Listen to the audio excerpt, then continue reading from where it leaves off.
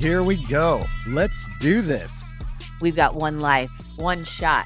Who do you want to be? What do you want to do? Addicted to Betterment, a podcast to inspire us to keep going, to try something new, to dream, to think big, bigger, to overcome. Here we go. Here we go. Here we go. Hey, it's Nikki. David and I recently took a mission trip that changed our lives. Wow. It was so incredible. And it reminded me how important it is to not only give back with the funds that we donate, but really the time that we spend can be such a gift, giving back to causes and people that are in need. And you know what? The gift that we get in our hearts and the memories and just the joy that comes from serving is something big.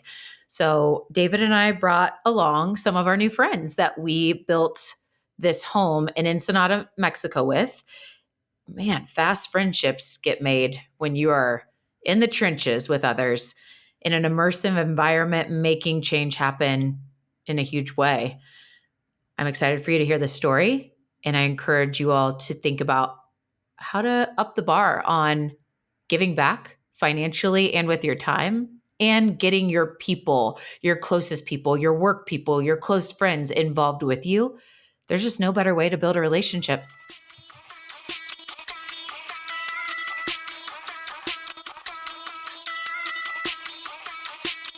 Hey, it's Nikki, and we have a great Addicted to Betterment conversation for you today. And really, we plan to challenge you, and that is addicted to betterment. You know, the easy stuff in life is usually not the stuff that builds us. The challenging hurdles, the climb, the continue to go, right? Like all of these things that get us outside of our comfort zone are really the things that take us to that next level of life and experience, and really what impacts more and more people.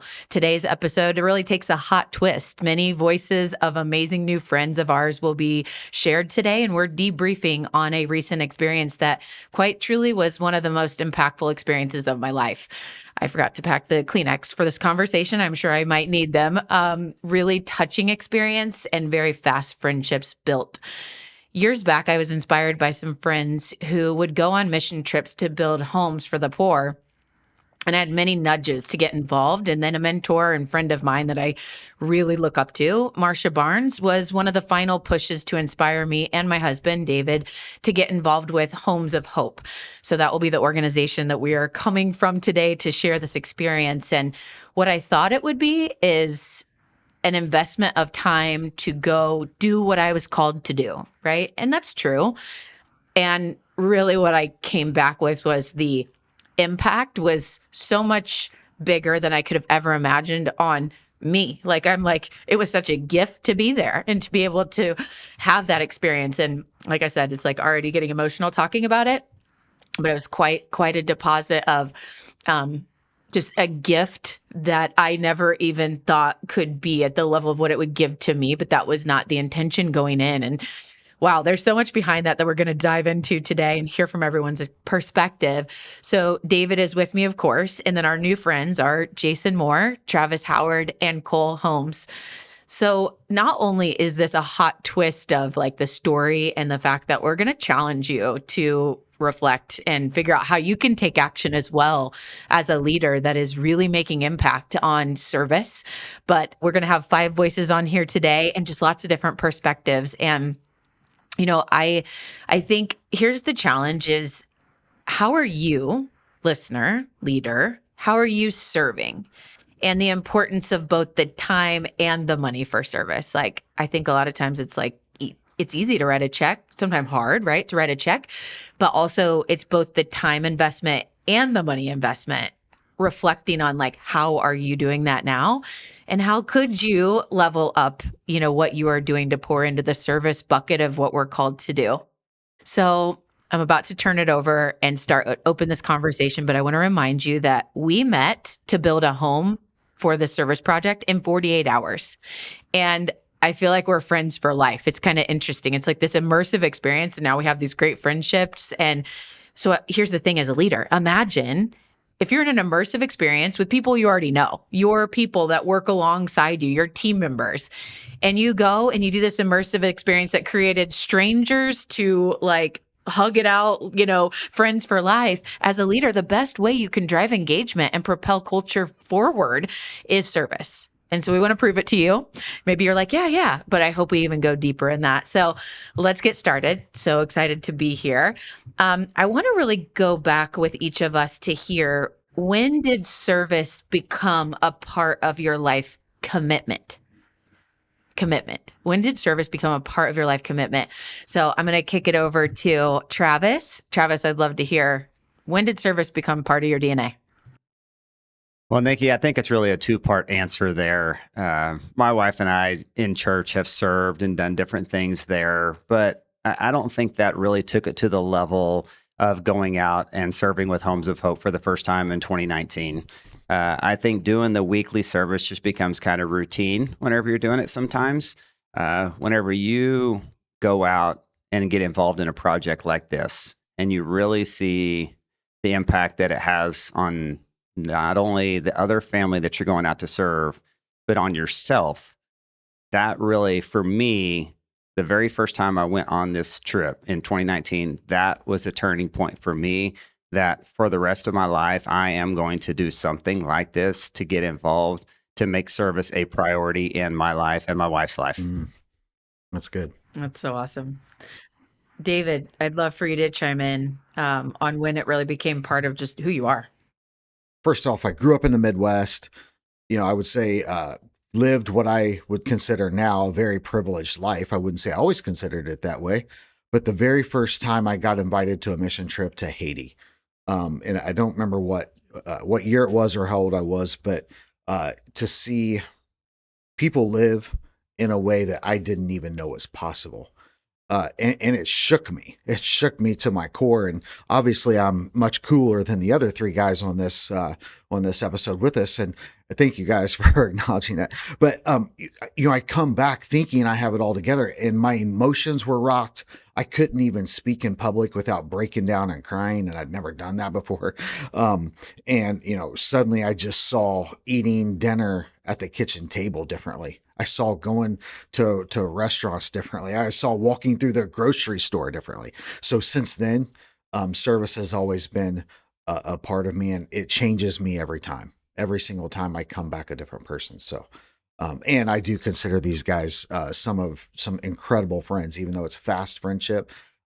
You meet the best people when you're doing something with shared mindset, giving and serving. Good stuff. Guys, he talks about you every day. So there's no way that friendship thing is not a reality. So thank you, David. And I want to turn it over to Jason. So Jason, I know the way that you got to this project was different than we all came from a different way. And I'm just curious, like your journey in where you got to a place that it's like service is just part of who we are. Almost 10 years ago this fall, I was dropping my son off at church for the youth group, and it was probably the second or third time. And so my routine for this was I would drop him off, I would drive 15, 20 minutes back home, I'd be at the house for 45 minutes, get back in the truck, drive 20 minutes back to church, sit in a line. And so it was like just a whole lot of time. And so I'll never forget it. I look out, it's pouring rain. One of the pastors of our church is out there directing traffic. And something just hit me, and I said, would you like some help? And so I parked the truck. I started helping with parking. 2-3 weeks later, I started leading a small group of high school students. And it was terrifying because I hadn't read the Bible all the way through. Like, I'm not a theologian. And I can promise you that 2 or 3 of the boys in my group were. Like, they knew far more about the Bible than I ever did. So, but I think, through that, I learned that through service, it's not about your knowledge all the time, especially with students. It's more about consistency. It's about showing up. It's about being a non-parent and pouring into kids. And I just think, over the years, as I look back now, a lot of those guys are getting married. And I think about, the week in, week out. I think about steak dinners grilled at my house and fire pits and pizzas on the grill, all the things that we did for students over the years. And so, like, we have our 4th wedding coming up of students that we worked with. And there's just something that's really special, something about that joy that just sank into me. And so, similar to David, I led some mission trips. I've been on mission trips, and service changes everything. And I think what I've realized since I've started serving is that, the Holy Spirit wants to do work to us, but he also wants to do work through us. And, that's not salvation. That's a free gift. But when I think about it, like, Jesus died for our sins. Do you think he died just so we could go to heaven? Like, that just seems so shallow to me. So I feel like that he died so we could be free from our sins, so that we could have a relationship with the creator of the universe, and so that we could go out and connect with people and be free to fulfill our purpose. And so purpose is huge for me. I think, now I think about it in Bible terms. In Ephesians, it says we were created on purpose and for a purpose. In Acts, it says we were created for this time, not 100 years ago, not 50 years from now. A pastor that I listen to says it this way: you were created for the day, and the day was created for you. And I don't know, if you haven't started serving, you should. It's an adventure. It's so good. Oh, thank you so much. Just amazing opening comments. I'm like, where is this going? We're going to get deep. And Cole, I would love to hear your, just what has been your backstory on when did service become just part of who you are? Yeah, I wish I didn't have to follow Jason. That was pretty amazing. But for me, it's kind of a two-parter as well. It started with actually with business. So back in 2004 is when I hired my first business coach, and he really kind of changed my entire outlook, my entire perspective, the way that I approached business, the way that I looked at my clients and my team and my referral partners, just with more of a service first focus, if you will. So that was kind of a game changer. It probably wasn't until 2017 when my wife and I first started working with our church and putting a team together to go to the Himalayas, to go to Nepal.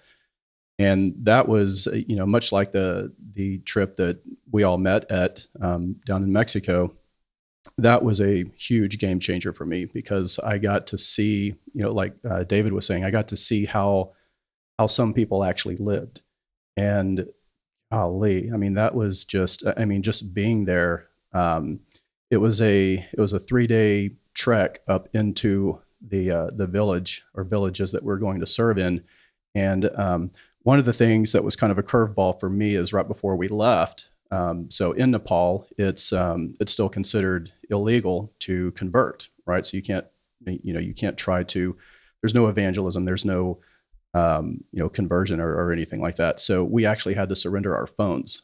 And in my line of work, that was really, really tough for me to do, because it was 3 days up, a day or two there, 3 days back. So, you're talking 8-9 days without any outside communication. But what I really learned through that whole process was it gave me time to really focus and be present with the locals, with the people that we were there to serve. And just seeing how they lived, and that they still had so much joy in their eyes, like David was saying, when I got home, I was ready to sell the house, to sell the cars. Let's just share a car, me and my wife. I was just like, gosh, we have so much excess, right? And we just have this abundance of stuff that we probably don't even need. And, here I am walking alongside people that are, they literally slaughtered a goat just for us. We showed up, all these Westerners showed up, and the villagers were so excited, so happy that we were there to just be with them. We didn't speak the same language. We had a couple of interpreters, but still, you could see the joy, they could see our joy, and the fact that they actually went and got their prized goat to feed us. So that's where it changed for me. I came home and I was like, yeah, we've got to continue to serve. Hey, Cole, I can relate to that on a level that you can't understand. I feel like I've spent more time since I've gotten back talking my wife, Nikki, out of selling the home, selling our cars, canceling all of our trips, getting rid of our bikes and everything else. And so, man, that reaction is, it's admirable and normal. And I feel like we've all felt that for Yes, sure. Yeah. absolutely. These kind of trips will do that to you, and it's healthy, very healthy. Yes. And Jason was talking about the reality that we're all so busy. It's like human nature, especially if you're a Hmm. leader professional, right? Yep. Like everybody's busy. And I'd say that that's one of the Hmm. biggest reasons why people don't serve in the capacity Mhm. of doing. And it's just easier to write a check. And we do need to Sure. write checks. Like not that yes, keep donating, keep giving funds, but also there's so much power in the doing.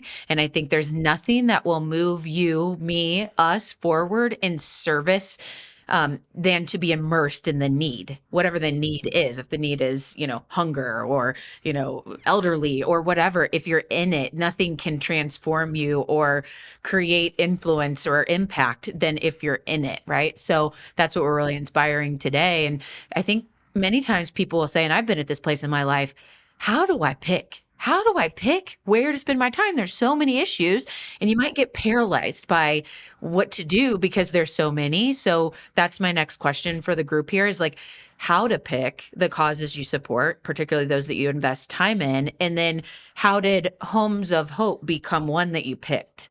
Travis, let's have you kick off with this one. Honestly, find something that you will be 100% invested in. Because if you're not invested in it, don't bother wasting your time. Right. Because I mean, you really need to be invested in the project. You need to be really invested in the outcome of the project and really continuing to stay involved in that. Homes of Hope. Oh man, how did I get involved in this? So if you guys can bear with me, I'll give you guys a quick little story. So in 2017, my wife really, she was invited to go out to Homes of Hope with some friends of ours. And she really felt called to take our boys whenever they turned 14 years old. So in 2017, she went with our oldest son when he turned 14. In 2018, she went with our youngest son whenever he turned 14. And then I stayed at home with the other kid. Well, in 2019 rolled around and she wanted us all to go. I'll be honest with you and tell you, I was kind of reluctant to sign up the entire family, pay for it to go, vacation, other types of things.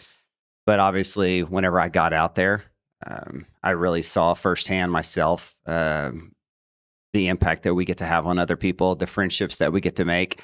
Those people that I met in 2019 out there on the Homes of Hope build are still great friends that I have to this day.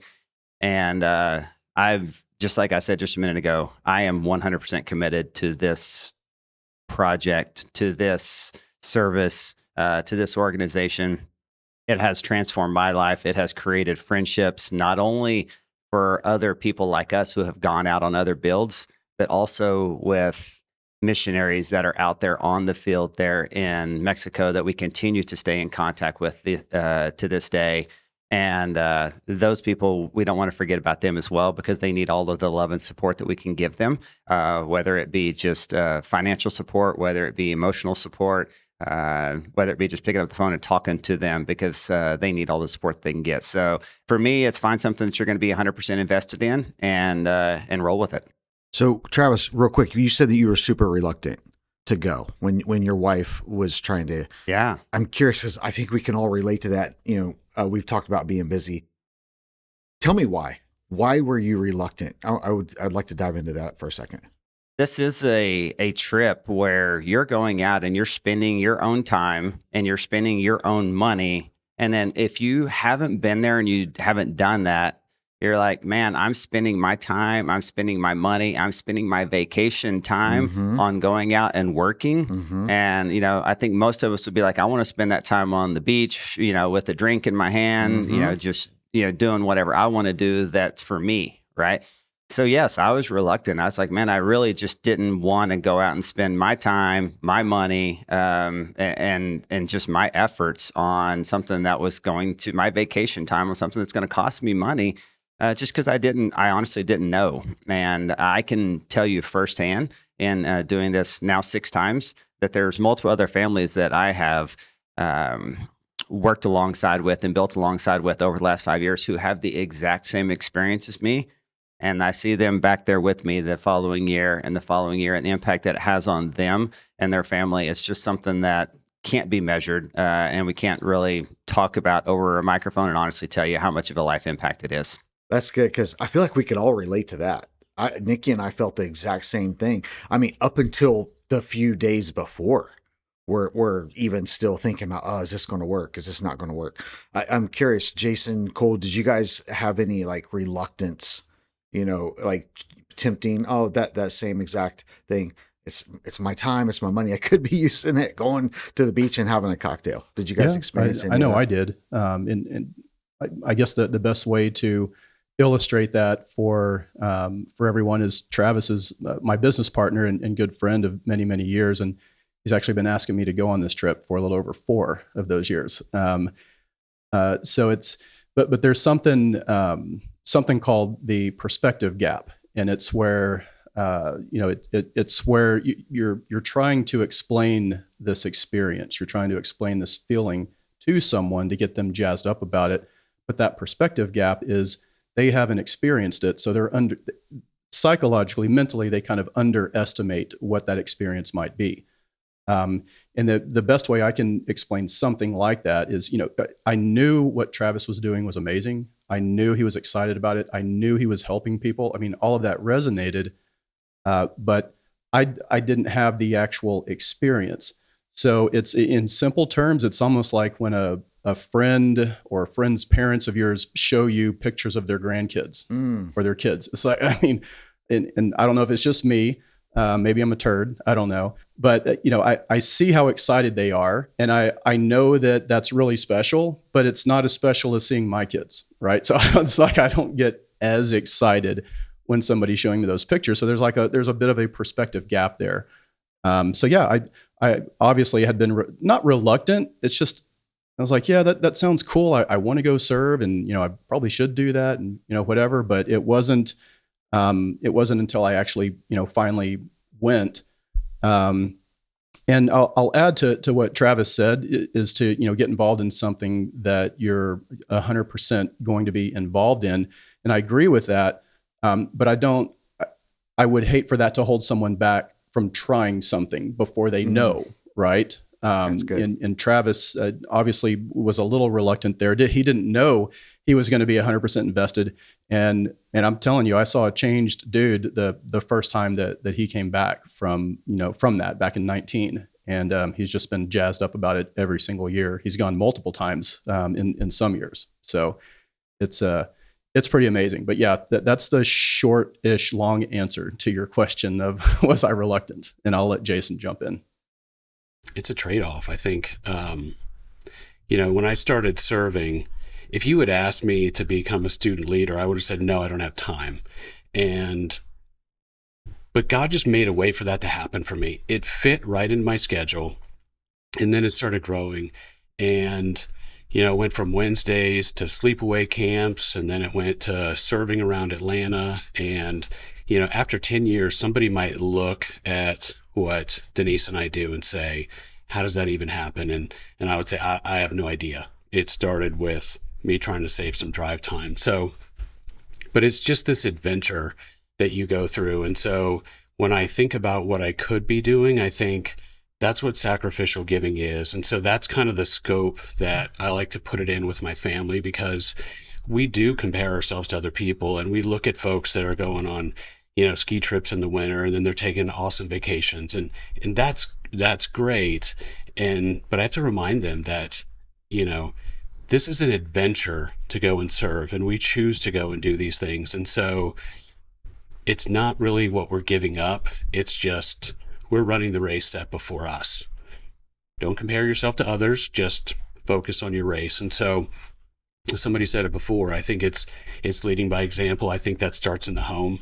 I think we have to show, don't tell our kids, right? Because everybody knows for teenagers, their parents are idiots. We don't know anything, right? But if this is how we're living, this is part of our DNA, then you're not really giving anything up. And the moment that you feel that twinge, just remember, like, this is generational impact that you're having on people. And I love to go skiing, and I love the beach, and I love all those things. And I want to do this. So That's good. That's so good. And Jason, and I think everybody has touched on this, but you're just teeing me up for this point that I want to make around so many things we do in our life are so temporary. The new car, the new house, the new job, right? And it's fresh and awesome until it's old news, right? It just is no longer there. It's like you're chasing the next thing. It's like you got the car, and whether you're, not to say that it's like, oh, I'm just like working on the next car. It's just like natural human nature, whatever that is. Like you're excited about something and then you move on to the next thing and whatever is old news. But the difference here that is so profound, and I've talked about this to multiple people that I have reflected on this trip, is that this service project that is never going to go away. I'm going to forget about a lot of my beach vacations. Honestly, I'm like, yeah, I think I was in Jamaica. Yeah. Oh, yeah. I think I've been there twice, actually. It was fantastic. And I really look forward to it getting there and all that. But I will never have all the feels and the impact of what we just got to do, where I'm like, David, next time we're in San Diego, we're renting a car. We're going to drive our butts down there together. We're going to drive up that hill. We're going to figure out how to do it. And we're just going to pull up like beep, beep, remember us? Like, and just go like hang out. Like, I was like, that is just, I can't wait, or I can't wait to go back and build the next house. And it's this, you come back from trips and sometimes you're like, man, Barcelona was gorgeous and I want to go back sometime in my life. Right. But it's so different when it's like, you have this like burning desire to want to be there. Like you're just, I want to go back. I want to be this fulfillment, if that's the word. It's a fulfillment that it's kind of hard to explain. And other things we chase and you forget. Yes. I mean, Nikki, you just nailed it. Literally you just nailed it, because we're all chasing the next joy. It's why I go to a Pacers game or an IU game, because, I want that next experience where I'm cheering and joyful, or, you do this. That's why sports exists. It's why all the things in entertainment and TV shows, and it's why entertainment exists.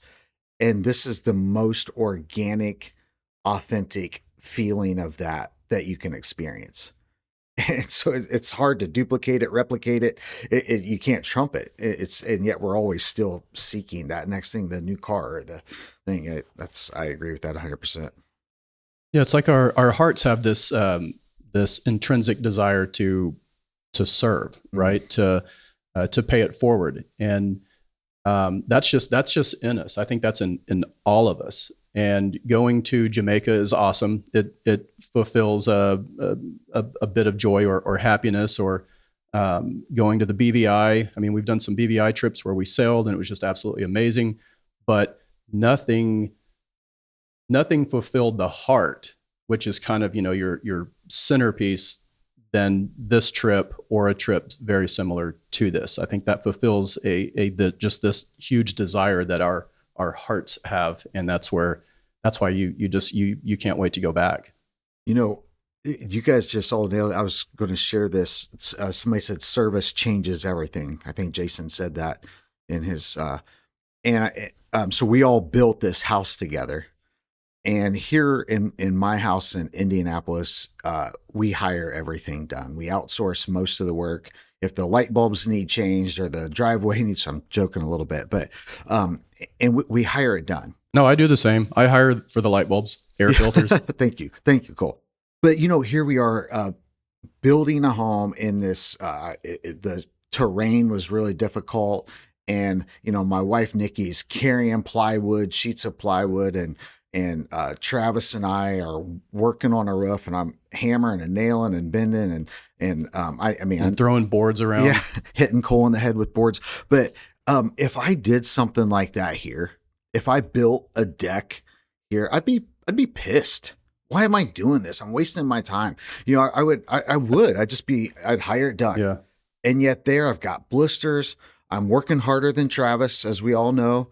And saw it. And I'm loving every second of it. I could have done it for days. Like, I didn't want it to end. I'm loving it. And it's bringing joy and happiness, and I'm laughing, and how's that even possible? It's because we're giving and serving. To your point, Cole, it's this intrinsic nature that's where organic and authentic joy is discovered. It really is. Yeah, I got the play-by-play every hour. Mr. Competitive, he's like, babe, I'm on top. I'm leaderboard over here. Like, Travis can't keep up. I'm like, oh, can you give it up on a service trip? But you guys, actually, you carried such the weight for. I was like, you were beasts on that rough. Wow, it was incredible. So yeah, and now I'm like, David, hey, half of that list that we have for Ignacio right now, it might be coming on your plate now that I know what you can do. So that was cool. I have lots of pictures to prove it too. So, okay. Well, I think, as we continue down, the purpose of this is to share in our experience and enjoy this conversation and be able to package it up in something we can have for a long time. But more importantly is to inspire more people to go take action and to serve and to go deeper in their service or do service for the first time. One of the things that popped in my mind right now is we say in business all the time, or I'll say I say in business all the time, and I hear a lot of others, relationships trump everything, right? When you're selling, like you're doing deals, it's like the relationship is what does that. But where the sustainability of that, the people we hire, the people that stay with us, why do people stay? Because they have a relationship and they feel seen and heard. And I could go on and on. But when we think of like what really happened there at Homes of Hope, it was not and I will be honest that I might have stepped on that ground as a me, not versus them, but me and them, right? Like who I'm serving versus a we thing. It's like, I am equally moved and gifted to do this in this experience. It's not I'm coming from the United States with my money and my, comforts to come and give. And I'm sure, I'm going to be honest, there's some of that we just naturally show up with sometimes, and it gets stripped away so quickly where it's like, this is a we thing. Like I am here to build this house with this cool team and to build relationships with the people that are here.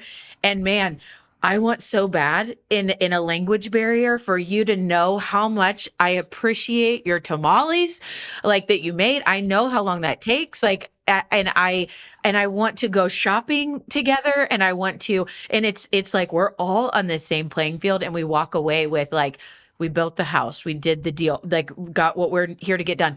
We have these great new relationships with the peers that we served with, and man, these people that we built this house with, like I'm like friends. That's what I wanted so bad, was to feel that friendship, not I'm here to, take care of you and do for you.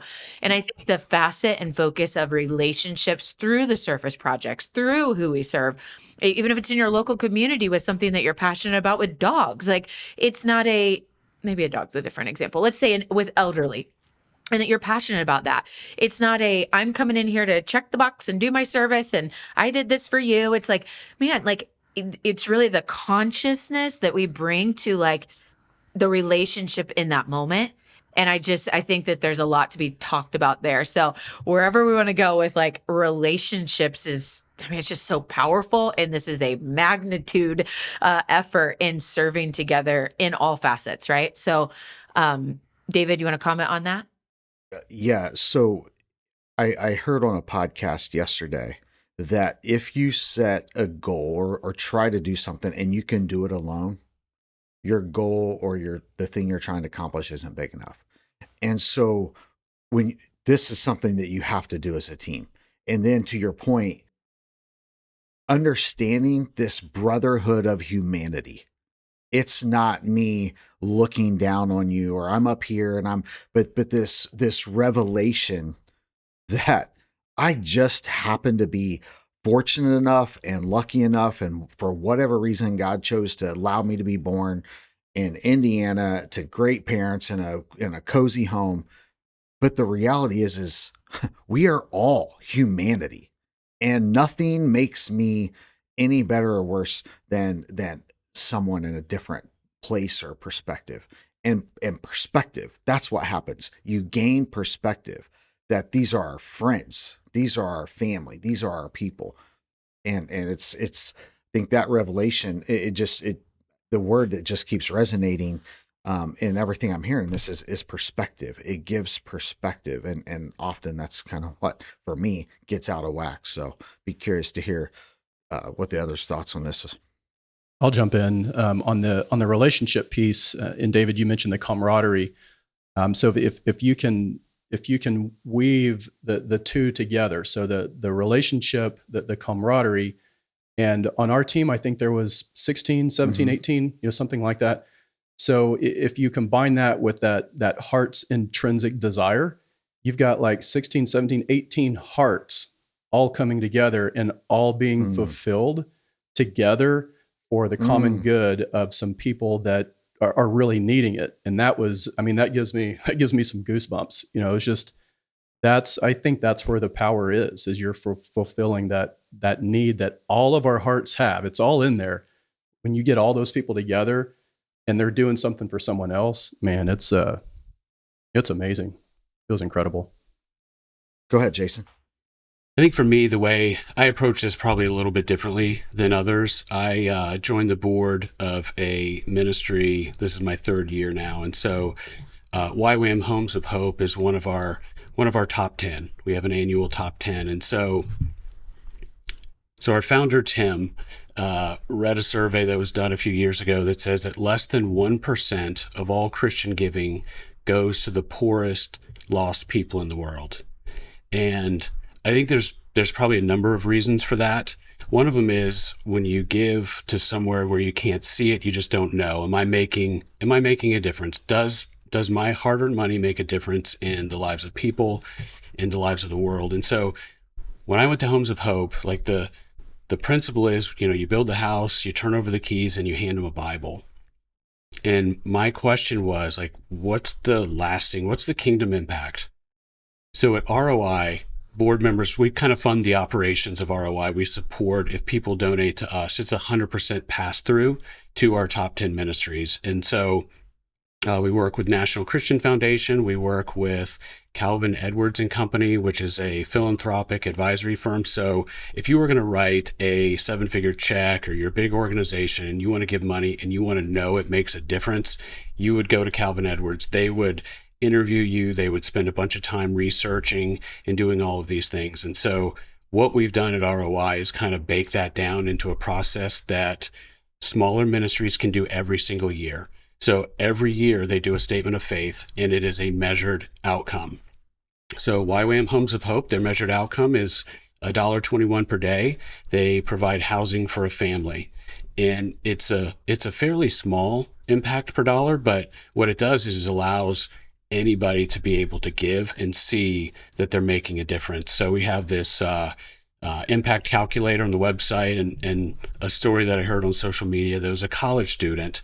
He found us, he gave some money, and I don't know about him, but when I was in college, I hardly had any money. So when you think about the impact in cents or dollars, you can really kind of connect with what you've done.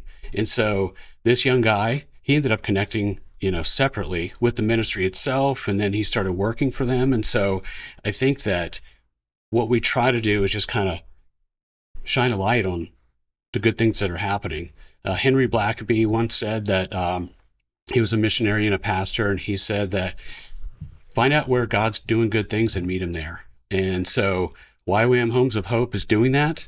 And so, for me, it was to go and find out the story. And I think that, we talked about this. I think a lot of us hit on it. And David, I know you talked about it. Like, I found myself in Angel's shoes just as we were going through and thinking that, here's a man who is looking at a bunch of strangers that traveled from, all across the United States. And he's got to be asking why, on the one hand, but he's also got to be thinking, I'm a husband and I'm a father, and it's my job to provide, right? And in this world, like, we measure ourselves against other people. I know I do all the time. I've got that voice, like, look at what they have. How come you're not working more providing that? How come, you're not building a pool in the backyard? All of the things, the comparison trap. But I think when we stop and think, everything that I have is from God. Like, my house is from him. My truck, my clothes, the breath in my lungs, it all comes from him. And it is a completely different mindset. And so I don't know that he has a faith walk at all, but we all said this. We want you to accept this house from your heavenly Father. It's a gift from him because we're just stewards of our own money. And so my hope is that the seed is planted and there's generational impact. And so you guys probably remember Itai. I don't know how to spell that, but this kid, it was, he's with YWAM. He's probably 19 or 20. He This was his 100th home built. This kid received a home when he was a little boy. And look at the impact that one kid had across hundreds of families. And we got to be a part of it. And we got to see that. And I think, there's the Lord of the harvest, and it's not us. We're the workers. And why are we there? We don't know, Angel, right? But we're called. It's our purpose. It's to go and serve. And man, just the joy that you have meeting the family, the YWAMers, all of you guys, like it's life-changing. It's an adventure and hard to put into words, but I'm ready to go back right now. Let's go. Right? Oh, that's so good. That's so good. And I just wanted to comment on, us pouring in from a Christian walk into, being a vessel for God and going and doing this called by God to do it, right? Like David and I were supposed to go last year at a different time. And then when it didn't work out and we were actually still pondering this trip a week before we went, I was like, this is exactly the time and place we were supposed to be here. It was super loud, right? And just being guided to be there at that point, right? And it's like, I think what Jason's point is, it's one thing to say, I am like a vessel, but then to really live it in the place that you're like, I know I'm supposed to be doing this, right? And it's that journey to do that. Well, in my very broken Spanish, I always try to practice. I've taken Spanish for years. And so I was practicing while I was there, which is normally what I do when I go somewhere that there's Spanish spoken. But I did hear from the family during our like shopping trip or whatever, up on that hill where we would gather and do a lot of our prep work and have lunch and everything.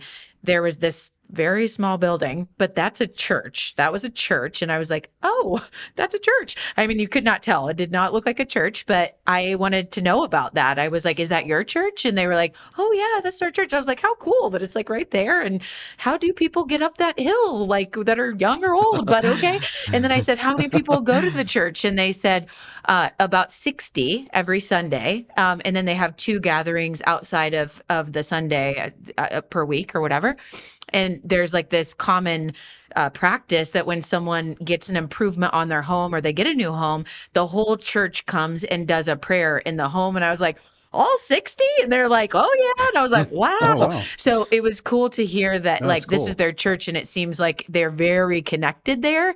And it was just like, okay, of all of these hills that we drove and whatever, the chances that there's like another church randomly in these hills, like right there, and the impact of like people going to church the next day. We left on a Saturday. Like they were going to be there the next day and be like, I mean, obviously you can't miss that there's a new house there, but then the stories of the impact and the heart that then ripple onto all those people to see what people have done for a family in their church. It's just, I don't know. This is just really cool. And I'm like, that wasn't coincidence. That's really cool. So. It made me think when you were talking about being up on that hill, because from that vantage point, you could look out and you could see 7 homes of hope among hundreds of, shanty. I hate to say it that way, but we can imagine third world poverty, right? It's pieced together. It's, corrugated metal. It's pieces of wood. And this particular family had been praying for 5 years for this. So imagine, they're walking down the hill and they can see homes, right? They can see the hope. Like I don't know. It just really hit me that, you can see goodness in the world if you're looking for it. And man, how patient do you have to be to pray for 5 years to get that and then to finally have it? Just God is so good. Yeah. And not only like because others weren't there to know like what they were living in, right? Like not only had they been praying for this house for 5 years, but this family of a mom, a dad, a 21-year-old with a 5-year-old daughter, so a granddaughter, an 18-year-old and a 16-year-old, they had never had a home ever. From the story I got, like they were living in the shack. They had never had a home ever. They'd been working on homes of hope coming to give them a home or in the process for 5 years. And I mean, I just rattled off the ages and the amount of people. And we heard it's like a 2-car garage, right? And you're like, wow. So I think at this point you've heard just, a moving stories of impact. And all of us have a huge heart for this. This is why we wanted to do this episode. And just like Cole said earlier about the perspective gap, we can't really have the perspective unless we've been in it. But I thought, let's take just a couple minutes, guys, to talk about, as best we can, what is this like? Like, how the heck do you build a house in 2 days? And what happens there, and Homes of Hope's involvement, and let's really illustrate that for about the next 5 minutes. David, I'm going to turn it to you to kind of lead that so we can give a visual of what this is like. Yeah, that's really good. So it's interesting. I think so far we've done a good job of describing, they were wanting this house for 5 years, but what they lived in. So family of 6, well, I wouldn't call it a house. I wouldn't even know that I would call it a shanty. A couple walls with a tarp over top of it, basically as a roof. No floor. Dirt was the floor. I'll just leave it at that. Well, I think it's also important to note that when a listener hears walls, they're thinking, okay, my house, my walls. I get that. These are literally like sheets of plywood that they may have found at a site that was left undone, or, and honestly, with Travis being there 5, 6, 7 times now, I'd love for him to just like tell us what that's like, what they were coming from, because you've seen many and you've got a pretty good perspective on that. And whenever I'm having this conversation and talking to people, I usually call them structures. Just that's the only word that I can come up with, because it's not a house, it's not a home. It's something. It's just a structure, because it's just really something that they've put together that the best that they possibly can for the situation that they're in. And so, that's what most of them are. And some of them, have never had a home at all. They're just dirt floors, like you're saying, with pieces of plywood put together. Most of the time, this isn't plywood like what we're thinking we can go to Home Depot and put together. It's something that fell off a building, fell off a sign, and they picked up and they slapped it on the side of, their house or their structure. But so I'll give you a rundown real quick of basically what the weekend looks like. That way you guys can understand how this all happens in 2 days. Clearly, the slab is already poured whenever we got there. Okay. We can't pour concrete and start building on it. We'd all be walking in, in concrete. We'd all get stuck. So the slab is already there. The family has been obviously picked out, and they've been notified well ahead of time that they are going to be receiving a Homes of Hope. They have no idea who's coming to build the home for them. We know the family ahead of time, usually a couple days. They have no idea who's coming. So we get out there typically on a Thursday. This is my usual experience. I do think they have ones during the week, so I'll just give you my usual experience. Fly out on Thursday. We all get together in a bus, go across the border, head down to the base. This build that we did was in Ensenada. Most of the time we go to Tijuana. So we show up there on Thursday night. We have a group gathering on Thursday night where we talk about, hey, here's what we're going to do over the next couple of days. Just give you a quick debrief, talk about that, answer any questions that people might have before we get out there on the build site. Wake up the next morning, get ready to go. We eat some breakfast, fuel up for the day, get out there to the site. They'll have builders on site. The builders, these are missionaries, by the way. They're not, I don't want to say they're builders like what we're thinking about here in the States. These are missionaries that are out there full time that have dedicated their life to do this. And so they learn to become builders while they're out there. So they have builders that are out there, all the materials that are there. We split up into teams. We get to work right away on Friday and start putting stuff together. We usually get the walls put together that day. We get the walls up, start working on the roof, get the roof going. And as I said earlier, this is a 20 by 20 home. Okay, so we get as far and as much done as we possibly can on that very first day. So we wrap up, we go home, we all eat together there at the base. We have another debrief that night, really just share with your heart, what impacted you, what today, what did you learn? What are you going to take away from it? Just have some worship time together. We usually sing or have somebody lead worship. And just a great time together where we just talk about what impacted us on day one. Go to bed because we're all dead tired. Usually, kids are up late, but none of us old people are up late. We go to bed pretty early. Hang on, Travis. Did you actually get tired? Not on this one. But okay. I've never seen a 50-year-old man with more energy in my entire life. I just got to say that for the record. We had a great crew on this one, and obviously the builders helped us out a lot on this one. So yeah, I didn't get as tired as I normally do, but so I do. Go to bed pretty early. Wake up day 2. have breakfast, get out there to the site, get to work right away. You're meeting back up in your groups that you had from the previous day, finish everything up. It's usually frantic on day 2. You're doing everything you can to get this home finished up. The family goes out. Nikki mentioned a few minutes ago, taking them out shopping. They get to go to Walmart, Home Depot, whatever the case might be, other places, grocery store, sorry, not Home Depot, grocery store, Walmart, pick out stuff. And you'd be surprised. Just a quick little story. The very first time we went, we had a family that were taking to Walmart, and they're like, hey, go pick out anything, and ask the son, what do you want? A toothbrush. Like, that puts into perspective, like, the kind of people that you're building a home for and the impact that you're making, that they can have anything that they want at Walmart. One wanted a toothbrush, one wanted a trash can. And because, whenever you're dealing with dirt floors and stuff inside the house, you're not sweeping up the floor, and you don't have a trash can inside there to keep it clean. So just the impact, little girls are picking up, one pair of underwear instead of the 3 or 4 pack, because they didn't realize that they could get more than that. So we're finishing everything up as frantic as we can. The family's at the grocery store. They're at the store. We're putting everything together for them inside the house, beds, kitchen table. It is amazing what we can get done in 2 days, and we will get it finished and we'll get it done. They get to come home. We have a quick little dedication circle where everybody goes around and prays over the family. We hand them the keys, and here we are 2 full days later of building, and the family has an unbelievable home that is going to be a generational impact for them. I think it's important to note that these families are not considered homeless, right? They're invested. And Travis might be able to speak a little bit better on that, but that's some of the questions that I got when I got home. And again, that I'm trying to close that perspective gap. And I have people saying, well, we have homeless people here in the States, we should be, focusing on them.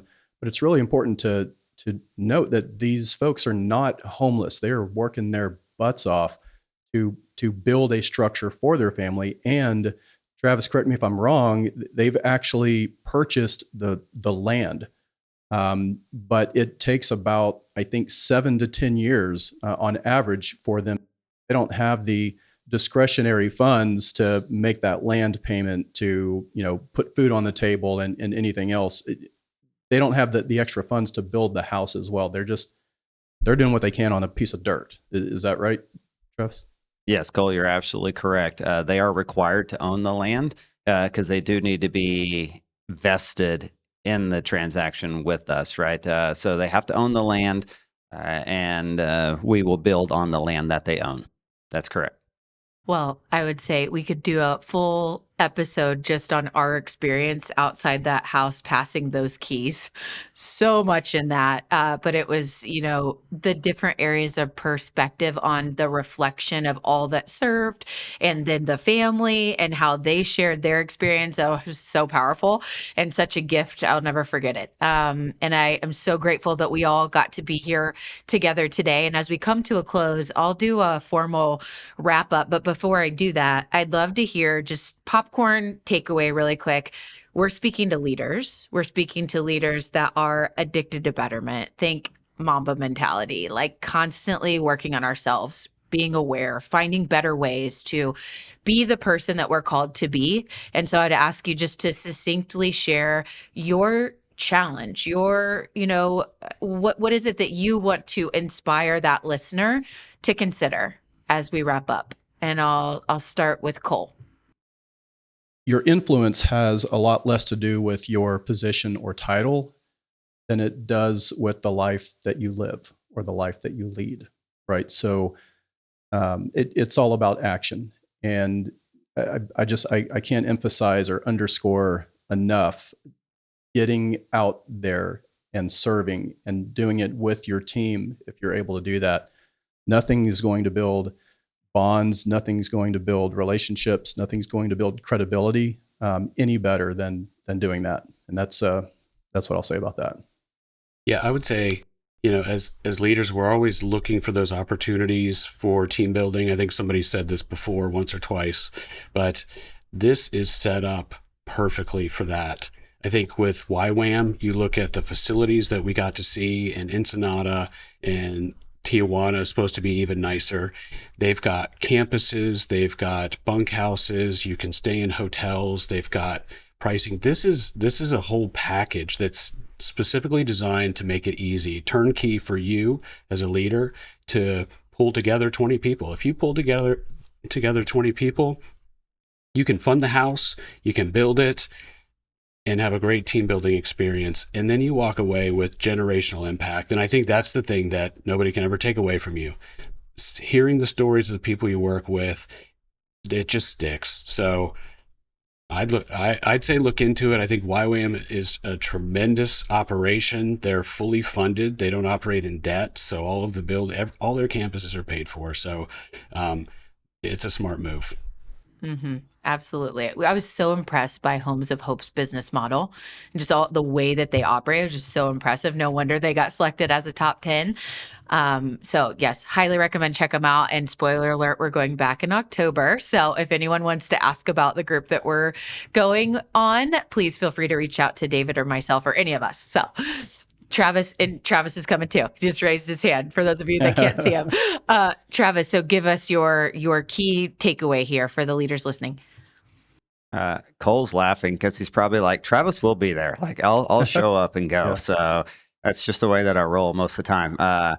So my key takeaway for leaders, and Cole and I refer to our work, we'll call it our work family here. And so I want to relate this to what we've done at our home. As our kids got older, we stopped giving our kids gifts and we started creating memories with our kids and doing stuff as they got older, because we got to a point where we're like, hey, what'd you guys get for Christmas last year? Right. And they had no idea. Right. So we said, all right, we're going to start creating memories and doing things. As a leader, you can give your employees stuff. You can pat them on the back. You can do other things. But I heard a stat that said employees don't leave companies, they leave managers.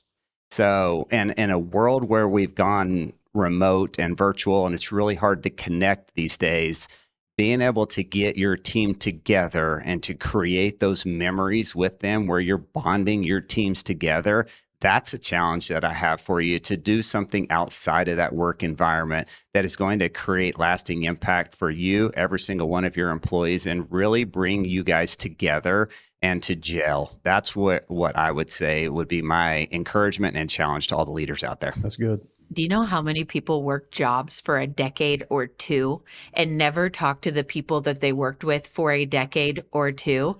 However, you go on a trip like this and you're with people for 48 hours and it's like, you know, this sticky factor of like, I will always share this bond in this 48-hour transformational experience that we had for all. That's like, you've created this engagement that is just there because of the experience, which is like, I was just thinking that through for a second. I'm like, it's really true that we spend tons of time with people and we do stuff and we're like, kind of, you know, check the box, get it done. It was fun. Right. But like, you know, the meaningful conversations don't continue a lot of times later, but this forever, you know? Absolutely.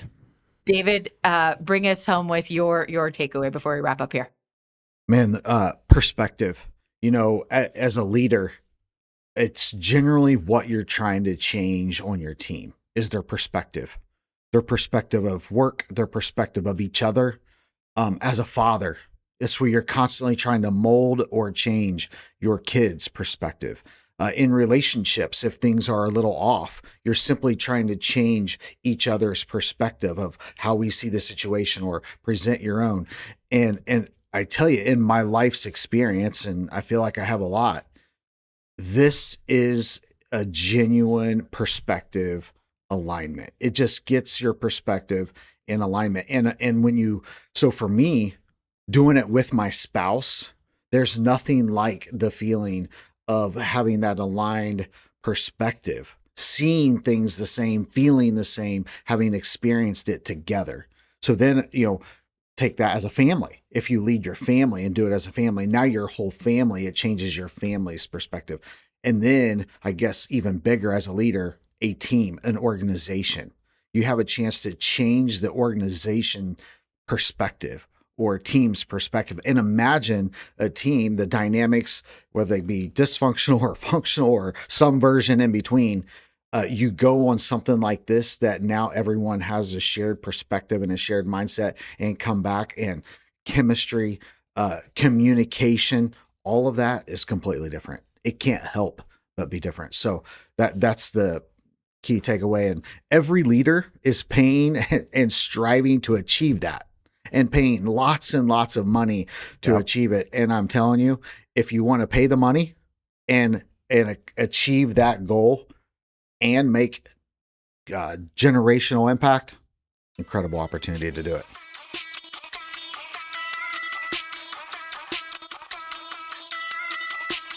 So, what a great episode. Great new friends of ours, right? We encourage you to check out Homes of Hope. David and I will be taking another group back with us and many of our friends here, I think they're going too, in October. We're going to be going to the Tijuana area for the Homes of Hope main campus, and we invite you to come along. So if you're interested, please hit me up, hit David up. Feel free to go to the Homes of Hope website if you would like, and maybe we'll get to serve together. So you just listened to this episode. Now, join us in being addicted to betterment. Please subscribe to the show, share with your friends, tag us, and please take a moment, leave a review. Yeah, we do want your stars, but we really want the feedback.